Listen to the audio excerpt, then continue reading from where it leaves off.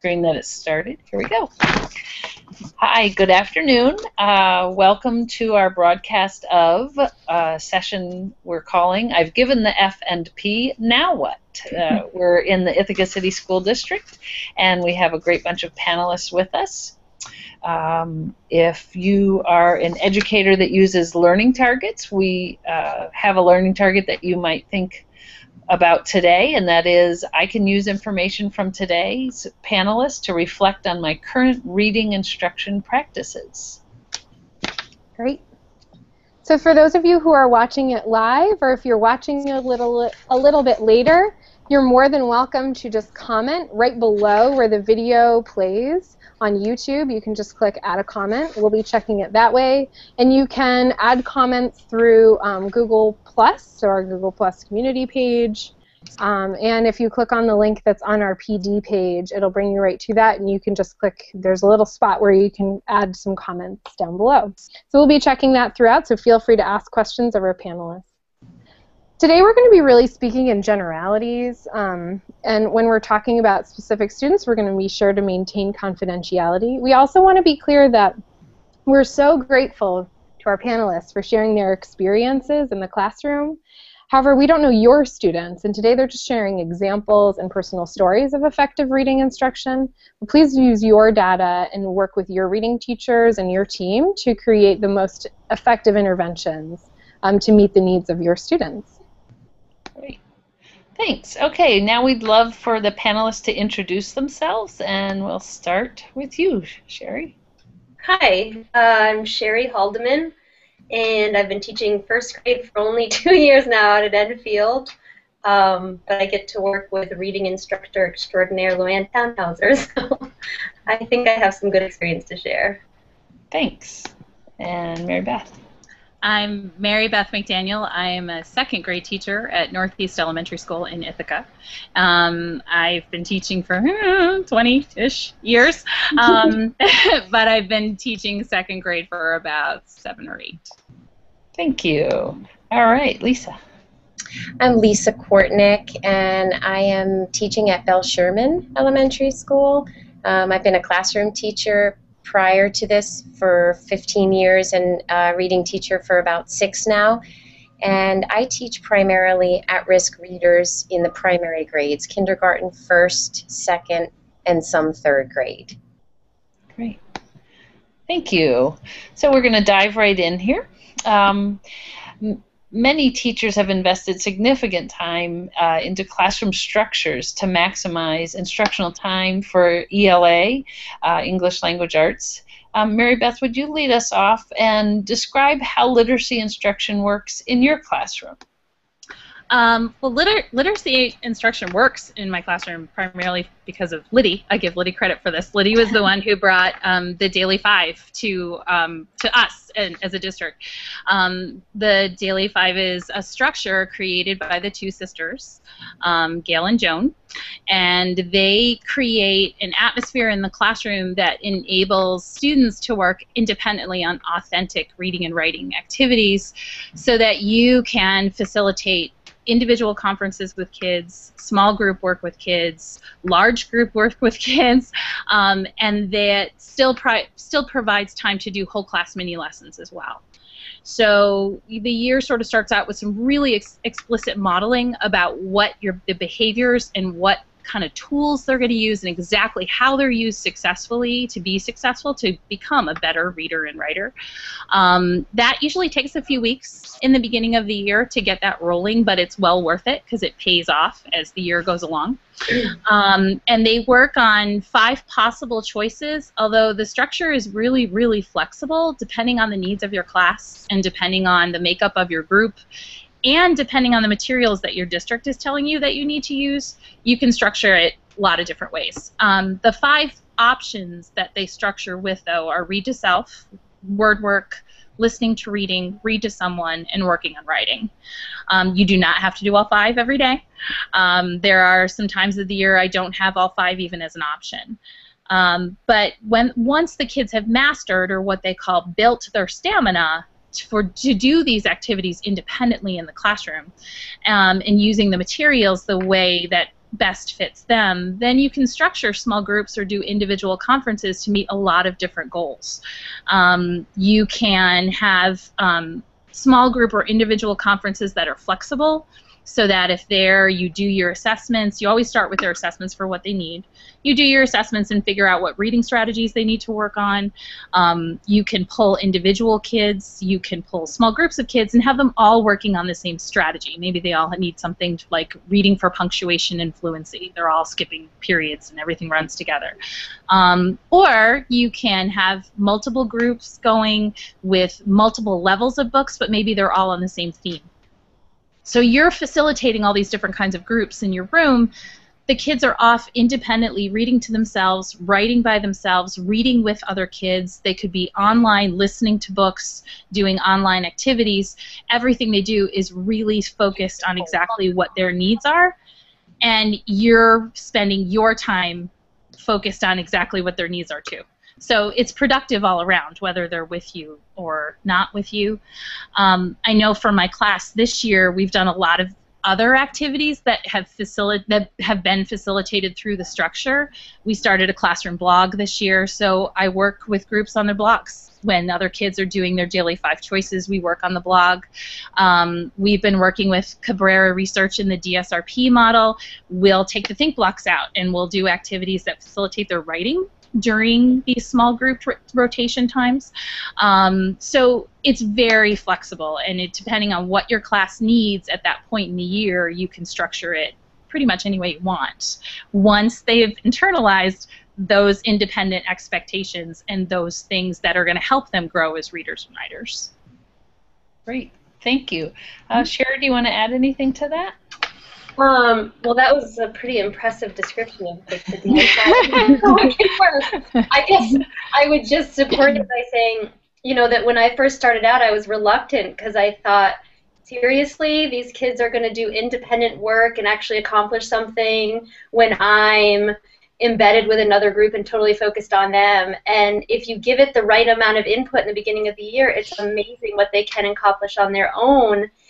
And the other thing that Mary Beth talked about was the flexibility piece. And the mistake I made when I started was feeling like I could only do reading groups during Daily 5, but the fact is there's so many other ways you can work in the context of Daily 5. So a lot of our centers revolve around whatever context we're doing in the classroom. So if we are studying dinosaurs, then everybody in our centers revolves around that content. And so I love the idea of the blog, by the way.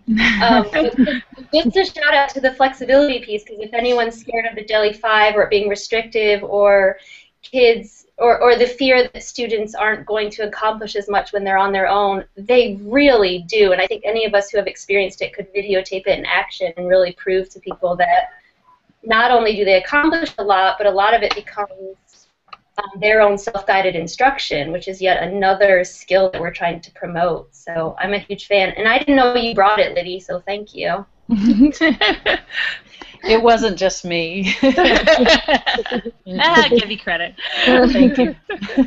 I think one thing I noticed as you guys were both talking, Sherry and Mary Beth, is that for me in my classroom, when I implemented the Daily 5 or Daily 5-like structures, it took I'm kind of a control freak. I think probably a lot of us are. Like, we like to have control over our classrooms and we like things to go a certain way. And it took a certain level of trust in my students that I wasn't, that I didn't expect. I just didn't know that I wasn't trusting my kids that much.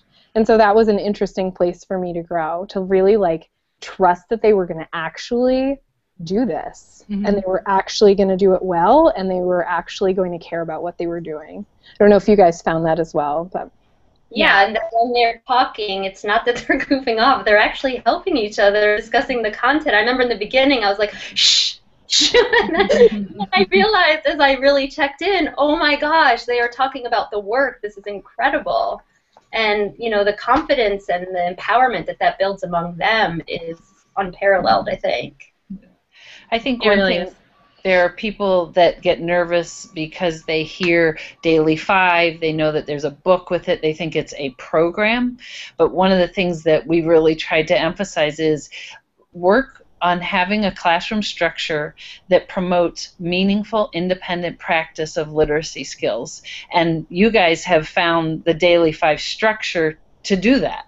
And so I think people that are, reluctant to join into something that is, perceived as, a program, which it is not a program, it's a structure. I think it's good to remember, be reflective on your day and think, how many opportunities do I give students to have that time for meaningful independence practice, and how am I building their stamina and their independence? Because if we're not building stamina and independence, we're missing half our job. So right, important. Right. And I think it's important, too, that some people think once you build the structure, the teacher can walk away. And you really can't. I mean, the core of it, that's the structure that makes it run, but the core of it is using your assessments, figuring out what your children's goals are, and then moving them forward.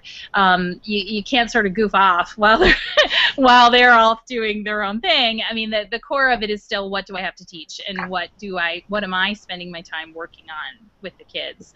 A side note that I ongoing reading from the two sisters is they actually have a second edition of the Daily 5 book out, because it is ongoing, and they are revising, and they go to their workshops and people give them feedback and say, well, why don't you do it this way, or why don't you try it that way, or here's what I noticed with my class. So it evolves. There's not really one set way to get it done, but it's pretty miraculous when it runs well. Kids don't notice any other distractions in the room. They are so focused on what they're doing, and they get so much accomplished. It's really great. Mary Beth, thank you so much for segueing into talking about using data, or using that assessment information, or using what the kids are doing in order to help you plan. So Ithaca teachers are just finishing up the spring administration of the Fountas and Pinnell, lovingly referred to as the F&P. What patterns have you all seen across your class that have helped to influence your whole class instruction? And then we'll talk a little bit about small group instruction, individualized instruction, but let's start that whole class. Sherry, do you mind leading us off with that? No. I mean, one thing I'll say that I'm sure we all realize is that no one assessment can 100% guide instruction. So I take F&P along with everything else that I'm observing or assessing, and the input of other teachers who work with the kids as well. The cool thing about F&P for me is that I find that there are rarely any individual surprises, but the surprise for me are the commonalities between kids at the end of when I've done it. So I could have a kid, right now I go anywhere from C all the way on up to P in first grade. And I think before I had any experience in first grade or in teaching, I thought, what could they possibly have in common at such different grade levels? And what the F&P illuminates for me each time I do it is that, wow, there are some common strategies that all kids are sort of missing, or certain strategies are escaping kids at all levels. So the F&P this time has really helped me figure out, okay, towards the end of the year, I noticed that it was when being confronted with new words, they just weren't stretching them out to the end. This was something that I just thought, oh, we just did. I see them do it with all the words when they're reading in the confines of our reading group or conferencing. But yeah, when it came to the F&P, that was a commonality among all the kids. So that one piece of data, in combination with something else that we're noticing as a PLC in general and grade level, is this idea that kids demonstrate this proficiency at whatever level in the safety net of our reading groups or our one-on-one work, and then they get to the context of math or science or writing, and all of a sudden they're like, I can't do it, I can't read, and we're thinking, you're at a P, of course you can, but it's the transference of skills. So the combination of the strategies that I noticed we could work on in F&P, and then the observational data of what is stopping kids from thinking that they can use these same skills in out-of-ELA contexts. And so those two things combined are what we're using for this last blitz through the end of the school year. So our plan, and I'm lucky that I'm working with Andrea Rennie right now, our instructional coach. I sort of saved it till the end of the year. And it's wonderful, and the timeliness of this panel is wonderful because I actually have something to say because of what we're doing is we're working together. So in combination with the FNP and what we discovered there, we're also setting up our morning message and morning work to take data on what strategies are kids using when they need to be independent. So they come in, they read their morning message, they get to work. Where are their challenges? Where are their obstacles? Where are they excelling? And Andrea's been taking the data each morning. And then that guides us week by week throughout the rest of the year. And our goal right now is to really reintroduce all those strategies that we've been working on throughout the year. Because I think sometimes I've taken for granted, they got this, we taught this, they know it. But think of how much it really is. So we're reintroducing it, every few days a new one, and then we're giving them opportunities to work on those strategies outside of the ELA time. And just in the last couple of weeks, Andrea, she took some baseline data in the morning and then reintroduced some strategies that we've worked on throughout the year, and we're already noticing changes, not just in the strategies they're accessing, but their confidence and their ability to actually articulate what they're choosing and why. And so that strikes me as just really empowering for them, so that we may not get them up another level necessarily by the end of the year, but for me, the goal is greater that where they're at is sustained throughout the summer for when they come back to second grade. So, did that make sense? Absolutely. And I see that in my group too. They, you get into these word problems that they have to read in math, and through your assessments that they're competent readers. They should be able to read this, yet they read it and look at you and go, I don't know. So then we go back and connect. Okay, let's try to make a picture. Make a picture in your head. What do you see when you read this? That's one of our comprehension strategies. And so trying to reinforce that, I think, across all of the areas of their day is really important. That's exactly it, and I feel like we do reinforce it, and now we're just taking this last couple months to make it really intentional. So we've carved out a time every morning to say this is specifically our goal in addition to the reinforcement. But yeah, absolutely, we go through the same thing. All of a sudden they get to a math direction, and I don't know how to read. Thank you so much for sharing that. I'm wondering if maybe Lisa wants to jump in with some small group or some individual instructional next steps that you've come to based on the FNP data. Yeah, absolutely. I do have to say that I've had technical difficulties from the beginning, so I cannot see anybody, but you can see me, then I'll just pretend like I can see all of you. You can see you. You can see you. I'm looking at my screen the whole time. But yes, I do have to say the demands in the classroom now for the classroom teachers are so great that whether it's academic or behavioral or social, that I think, kind of piggybacking on what Sherry was talking about, we as classroom teachers, we teach these discrete specific skills, and which skills have to be covered for your grade level. And there, I'm sure, are times when you've retaught that same skill and you feel pretty confident that they're ready to apply it. And of course, we've all found out through years of teaching that that application is the trickiest step, because sometimes you have to teach and reteach and reteach.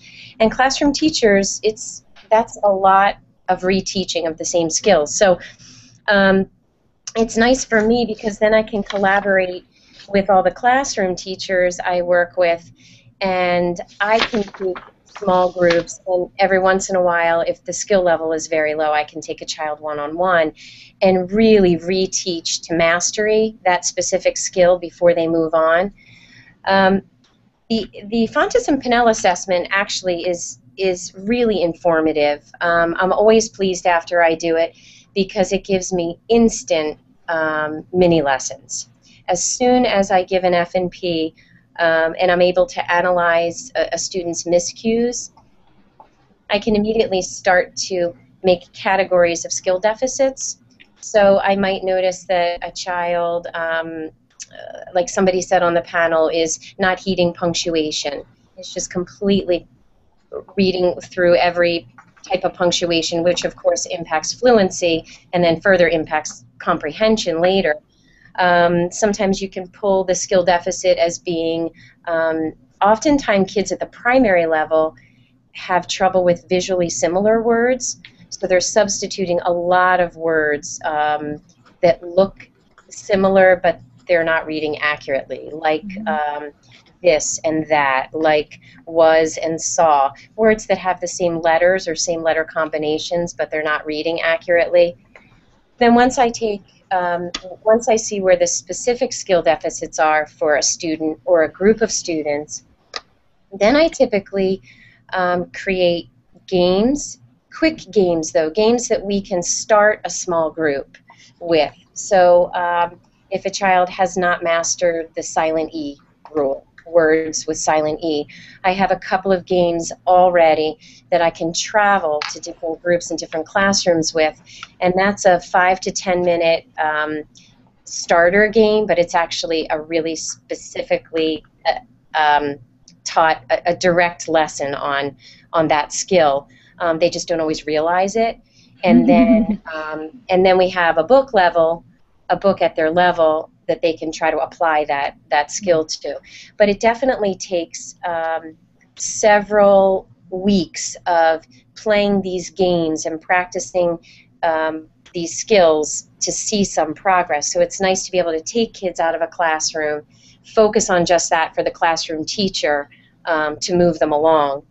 The other deficit that I find in the primary grades as well as upper is lack of fluency.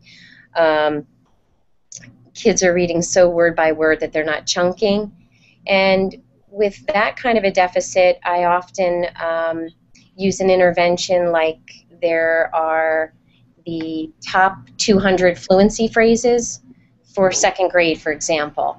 And so I have those written out on laminated cards. So basically, they're just practicing short phrases like at my house or to the park, or these have been researched, and they're short phrases that are known to be found in about 50 to 75% of all elementary school books. So the more they practice these phrases, the more they can build their fluency. So that's just an example of an intervention that I might use for fluency, along with things like echo reading, by modeling for the kids what proper intonation and pausing would sound like. Of course, a lot of us use reader's theater for that purpose too. But once you have this, I have this bank of interventions that I can use, then comes the important part of finding a way to actually check in, because you have to know if the interventions and the games are working for them. And sometimes it's just a quick, if I'm checking and assessing their mastery of whether or not they can read silent E words, it might be a list of silent E words, making sure that each of the words in the list of 10 or 12 words contains every vowel, so they're applying the rule. And I can take that out and check that as a data point once every week, once every 2 weeks, to see if they're gaining mastery in that. Lisa, that's really helpful. I think we're going to talk a little bit more about data in just a moment. What's so helpful, too, that you've talked about, though, is you're talking about such a wide range of types of information, discrete skills, and then bigger things that you're able to find through administering the F&P, which is really helpful.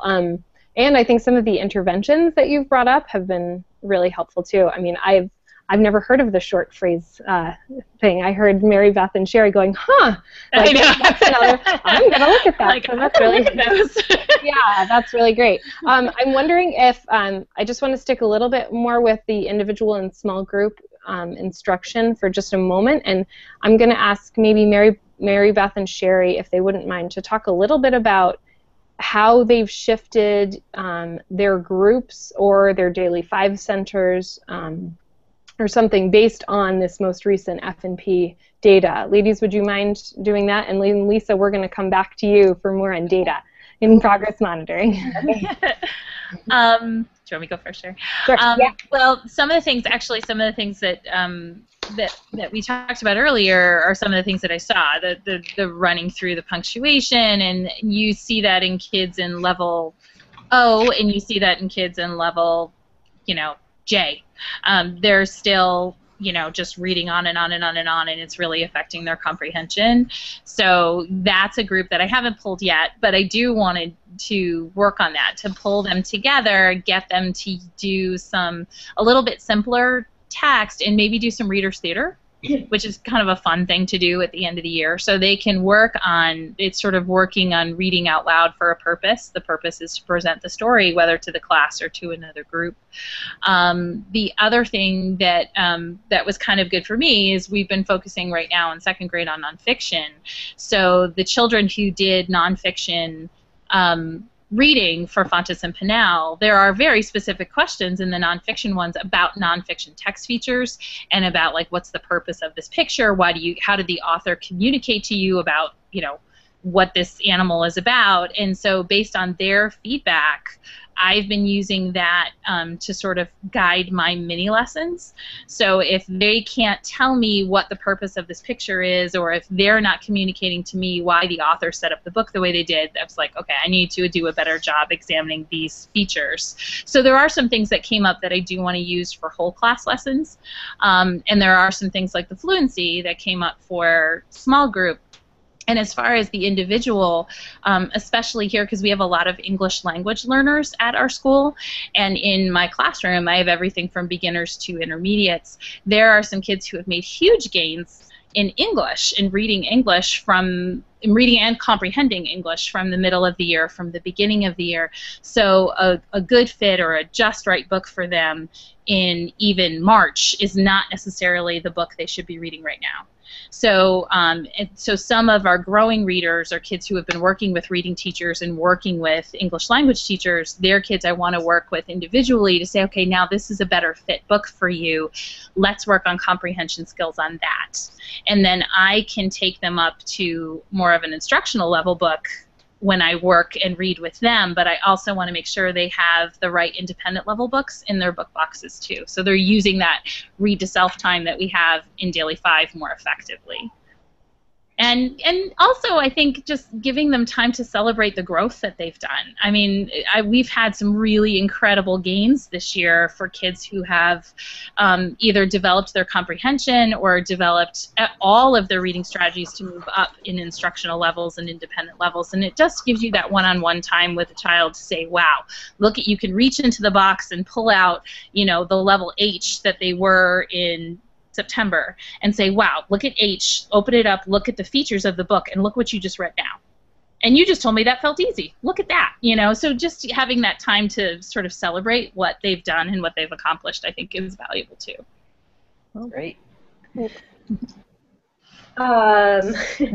Just in reference to the student progress and groupings based on student progress or what we're finding with data, I'm lucky in that I walked into a team at Enfield that is meticulous in terms of running records every 2 weeks and every 6 to 8 weeks, deliberate regroupings based on our findings. So throughout the year, our groupings change as a whole class. We're also lucky in that we have this co-teaching model.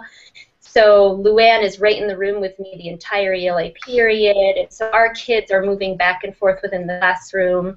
And so a lot of our instruction, even our mini lessons, whole group lessons, strategy work is really aligned, as it probably is other places too, but I just feel lucky in that I walked into this very strong system of constant running records, constantly assessing student progress so that we're making sure kids are always in the right place, because it's amazing how at one time in the year students really begin to accelerate.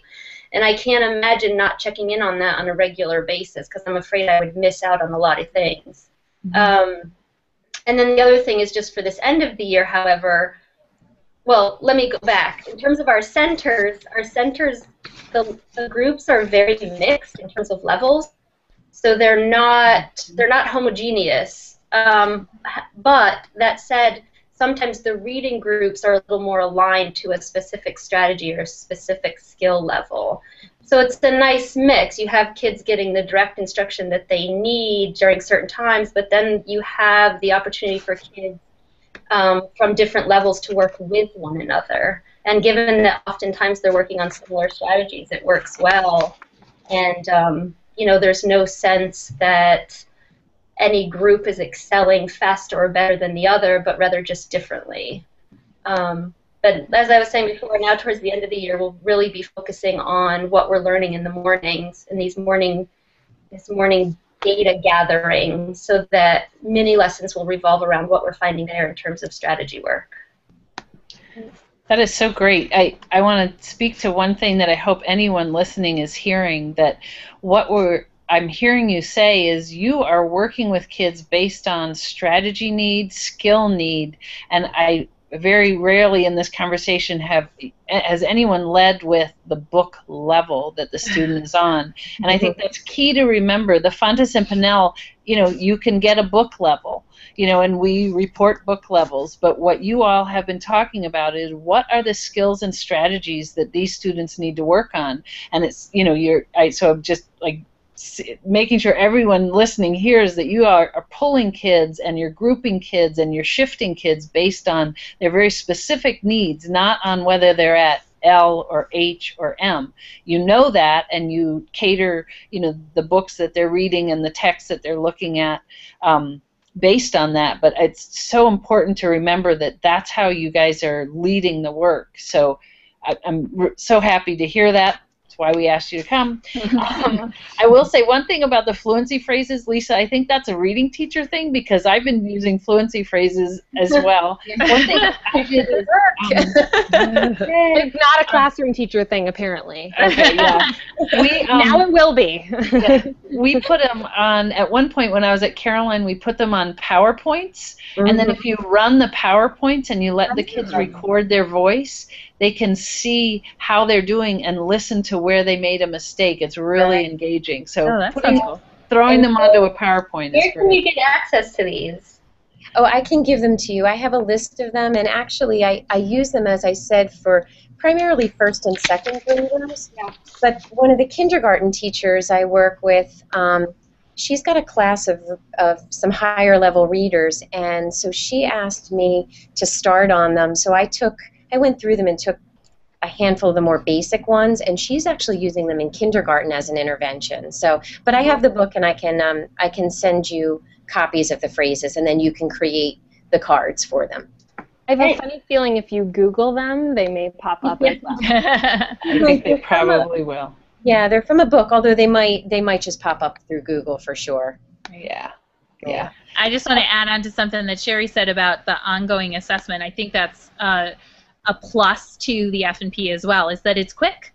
You know, most of the time you get those readers who surprise you and you're going through level after level after level, and I had that happen with one of my students and he just thought it was the coolest thing. He's like, I gotta read with you again. I'm like, yeah.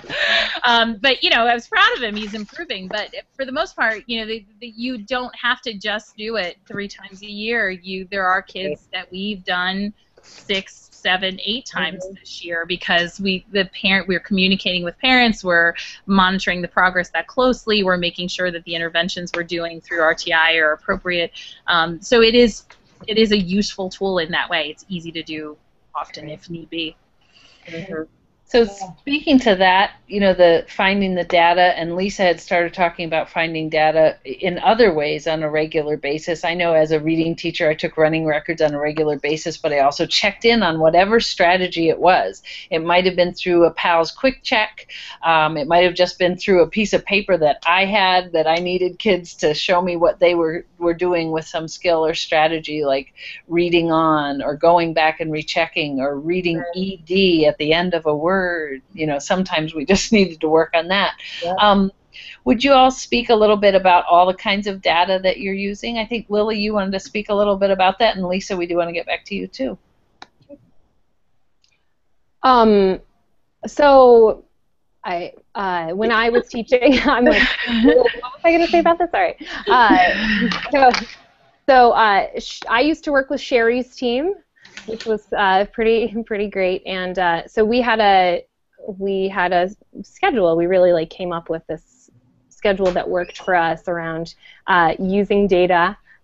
Back around. There's our superintendent. Great. Awesome. What do you call a Google Hangout photo bomb? You did. Version of progress monitoring. The feel for it when you're there. No, it's hard to get. Yeah, that's okay. It's live though. That was good. Yeah. So as far as progress monitoring every 6 weeks and ensuring that we knew where students were as far as meeting that goal that we had established, that 6-week goal. And the 6-week goal might have been reading through to the end of words. And so we may take running records and then use the information in the MISCU analysis then for determining where students are as far as meeting that goal. Sometimes it was just as easy as I just listened to a kid read and I want to see if they have their magic E words, and so I'll just do a check mark, got it or didn't. Picking a book or asking them to read a book that has a lot of silent E words. So I think there are lots of examples, and we wanted you guys to talk about from a reading teacher's perspective and from a classroom teacher's perspective, what are some of those ways that you check in as far as students meeting those goals. Lisa, did you want to jump in and keep on going? Yeah, sure. So I think we're all used to at least going off of the notion that we should check in on our data every 6 weeks.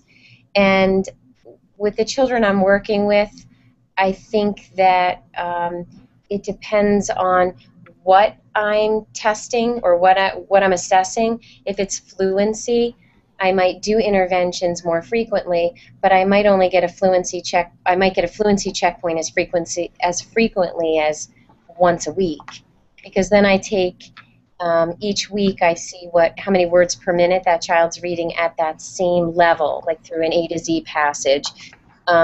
And then I can quickly, it doesn't take long, I can quickly just put a dot on a fluency graph that I have, and that's all it takes is the numbers are there. I just put a dot, and later on when I have time, I connect it to graph. Is the fluency consistent? Is it on a trajectory? Is it all over the place? And it gives me a good idea if they're increasing their words per minute. And it's also important to know that for fluency specifically, a child really only has to increase a couple words a week to make a pretty big difference over 6 weeks' time. So as far as collecting the data, because I am in 8 classrooms between 2 buildings in a day, I actually can't do anything on the computer because I can't carry it everywhere. I find it really easy, even though it's pretty basic, just to keep a folder for every child. And a lot of my data checkpoints are on paper in the child's folder. So if I'm weekly checking or every 2 weeks checking how they are blending and sliding through CVC words, I have that there. I can just quickly give them a check-in assessment, throw it in the folder, look at it when I have time, and see week to week, are they able to read more of those CVC words. So I think most of my success has actually been on paper so that I can take it and compile it later, and that's worked out really well for me. I know one thing that especially at the upper grade levels, we don't do as much checking in on fluency or on CVC words or reading through. And I know we do this K through 5, we check in on comprehension. And that's where a good old piece of paper, being able to say, got it, and that's why the questions in the Fountas and Pinnell are so important, because we're not just taking a running record, we're doing that comprehension conversation. And so I know at this time of year in 4th and 5th grade, if I were in a school, I would be working on what are kids thinking about beyond the text. Right. Are they thinking about the author's purpose? Because a lot of times we've really got to know the kids, you're able to have a good conversation with them, and we want to think about, are they making those great inferences to not just do that, like connecting it to their world, but connecting it to why the author wrote the book. So that's something that, especially this time of year, like I just remember 5th grade kids, we all sort of had a little bit of a panic, like, oh, we're sending them off to middle school. So we need them to be thinking at this sort of higher level, not just basic comprehension, not just inference, but what's the purpose, how does it fit in with general themes. So that's another way that I know that at the upper grade levels we're looking at data and those comprehension conversations, which I know you all do. We just tend to think about the fluency, we tend to think about those things because there is a checklist and there is something to go, but I know you're all thinking about that as well. Well, I think, oh, sorry. Go ahead, Sherry. Okay. Well, one of the things that I think, too, is the PLC structure is really supporting those kind of conversations about what you see in your class and what you're seeing in your assessments. And I know for us as a 2nd grade team here at Northeast, one of our PLC goals, we said, well, what do you want to work on next? And we knew we wanted to focus something on reading comprehension. We weren't up to the window yet for the Fountas and Pinnell, so we had some kids who obviously were assessing more, but we just didn't have time in the schedule to go and assess everybody, so we came up with a quick reading passage, and we wrote 5 questions on 5 things we want to see if they can hit when they read this passage. It was fairly quick. We did it in one PLC. What we actually found was they were actually making connections about the characters. What they weren't doing was predicting. Their predictings weren't connected to the text, and that was something we didn't expect. It was sort of like, oh, we should throw in a question on predictions, and then it was like, wow, we really need to work on that. So I think, it doesn't always have to be a formal assessment. You can create it and have it be really valuable. The other thing we're doing with our coach, Mike, here at Northeast is we're working on main ideas and details. And so we gave the kids some activities as baselines. We're looking at what kind of details are they pulling out of the text when they read. And what we found was that they were mixing up what a main idea was and what the detail was, what the difference was, but also getting the kids who are ready to share what the main topic is, which is the goal for primary kids. We have readers who actually could share an entire main idea. So how do we teach those kids to be able to express that main idea in a complete sentence, get it down on paper so that someone else can understand what they read? So that's kind of where we're at right now, and we're checking in weekly during our PLC. Okay, how did it go? How are they doing? What lessons did you do to try to get them to expand on knowing not more than just the main topic? Great. Sherry, did you want to add to that? Yeah, I mean, I like have this whole sidebar conversation going on in my own head as I'm listening. Because as with any good conversation, it just brings up more questions. Yeah. And so as Mary Beth was talking, I think she's sort of alluding to where I'm at, and it's this idea of, not just assessing within the confines of our reading groups and ELA time, but how do we assess reading strategies and reading abilities within the greater context of the day? And I don't have the answer to that. I think we're just starting to touch on it in my classroom anyway with Andrea and this instructional coaching thing, but I'm just throwing it out there to anyone who's watching or listening. By the way, I also have this fantasy that I'm on like a CNN panel right now. So anyway, anyone else who's listening, is there a way to do this efficiently and effectively? Because it's more than just how they're performing when they're in these small groups. How are they performing when they're on their own, and like Mary Beth and I were saying earlier, reading math directions or directions on a writing assignment? Yeah, great. I think that's a great question, and I actually think that's a great place to end. I think it's directly tied also to our reading instruction and how we view our reading instruction, and maybe where our reading instruction could go. So like, what kinds of opportunities are we giving kids so that they can they can transfer those reading skills in new and novel situations, maybe more often, or in really like connected, interesting, authentic ways, right? So it's an awesome question, and you are awesome panelists. All of you are. Thank you, thank you, thank you. We really, really appreciate you sharing your experiences today and the wonderful things you're doing in your classrooms, the questions that you have, and your enthusiasm and your love of teaching reading. It is coming through the computer. I can feel it. So again, we want to say thank you, Sherry. Thank you, Mary Beth. Thank you, Lisa. Lydia and I appreciate it very much, and thank you to anyone who is watching. Folks who are watching this later, if you do have more questions, you can again just post them right there in that comment section at the bottom of the YouTube page. And we look forward to seeing you next week when we're going to talk about engaging mathematics instruction in the classroom. Thank you. Thanks, everybody. Bye. Thank Bye. you. Bye. Bye.